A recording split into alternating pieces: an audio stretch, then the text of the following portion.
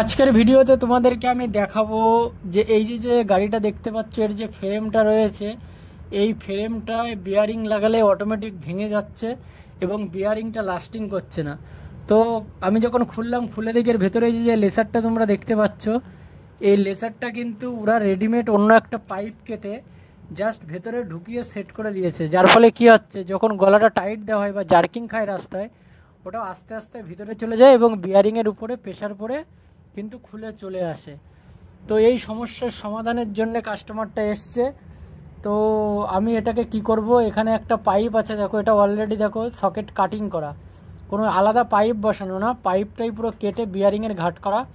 তো এই পাইপটাকে আমি কেটে বাদ দিয়ে এখানে এই ফ্রেমে পাইপটা সেট করব, করার পরে আমি নতুন করে গলাস এবং বিয়ারিং সেট করব। তো চলো আমি এটাকে কেটে এটাকে সেট করে দেখাই। তো দেখতে পাচ্ছ আমি পাইপটাকে কেটে নিয়েছি অলরেডি। তো এই যে কাটা অংশ আর এই যে বিয়ারিংটা পুরনো বিয়ারিং এতে লাগানোই আছে। তো এবার আমি কি করব, এইটাকে বাদ দিয়ে দেব। বাদ দিয়ে এই যে এখানে দেখো ওই পাইপটা আমি অলরেডি লাগিয়েও দিয়েছি, আর এখান থেকে যে ঝালাই করা এমনি এক্সট্রা একটা রড দেওয়া যাতে আরও মজবুতের জন্যে। তো এর উপরে আর নিচে কিন্তু দু সাইডে কিন্তু দু রকম বিয়ারিং হয়। এবার আমি এখানে কি করব, এই বিয়ারিং সেট করার জন্য যে লেসারটা থাকে, ওই লেসারটা আমি উপর নিচে লাগিয়ে নেব। তো তার আগে আমি একটু রং করে নিলাম। তো রং করলে একটু দেখতে ভালো লাগবে। আমার কাছে ব্লু রংটা ছিল না বলে কালো রং করে দিয়েছি, যাতে একটু কম বোঝা যায়। আর দেখতে পাচ্ছ ঝালাইটা।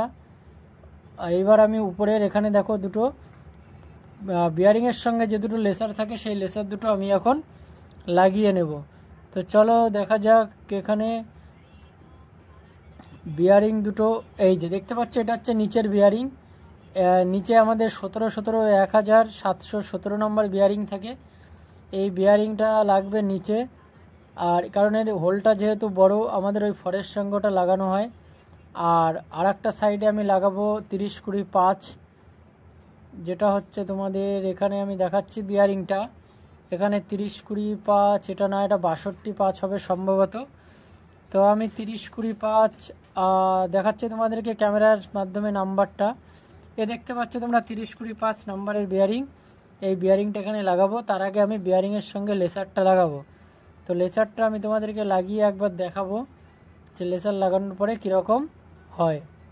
তো দেখতে পাচ্ছ লেসারটা আমি অলরেডি লাগিয়ে নিয়েছি। এর উপরে সাধারণত বিয়ারিংগুলো স্মুথলি ঘোরে, আমাদের আলাদাভাবে কোনো ফ্রেম কাপটাপ বা চুরি টুরি কিছু লাগানোর প্রয়োজন হয় না। তো ডাইরেক্ট আমি এখানে লাগিয়ে দিয়েছি। দেখতে পাচ্ছ এই যে বিয়ারিং, এইটা যাবে নিচে। আর উপরের যে বিয়ারিংটা, সেই বিয়ারিংটা ওই দেখো 30-20-5 নম্বর দেখা যাচ্ছে, ঠিক এইভাবে সেট হয়। এটা এইভাবে সেট হয়, এটা কিন্তু স্মুথলি এবং ইজি ঘুরে, আর আমাদের গলাটা কিন্তু খুবই ইজি হয়। তো চলো উপর নিচে বিয়ারিংটা আমি লাগিয়ে নিয়েছি এবং চাকা মাকা পুরো লাগিয়ে কমপ্লিট করেছি হ্যান্ডেলগুলো। এখন দেখো কতটা স্মুথলি হ্যান্ডেলটা কাজ করছে এবং ঘুরছে, একদম পুরো ইজি, মোটরসাইকেলের মতো ইজি হয়ে গেছে এবং খুবই কমফোর্টেবল কাজ করছে বা কমফোর্টেবল হয়। তো ভিডিওটা কেমন লাগলো তোমরা জানাবে, আর এই ব্যাপারে কোনো কিছু জানতে থাকলে অবশ্যই কমেন্ট করো। চলো টাটা।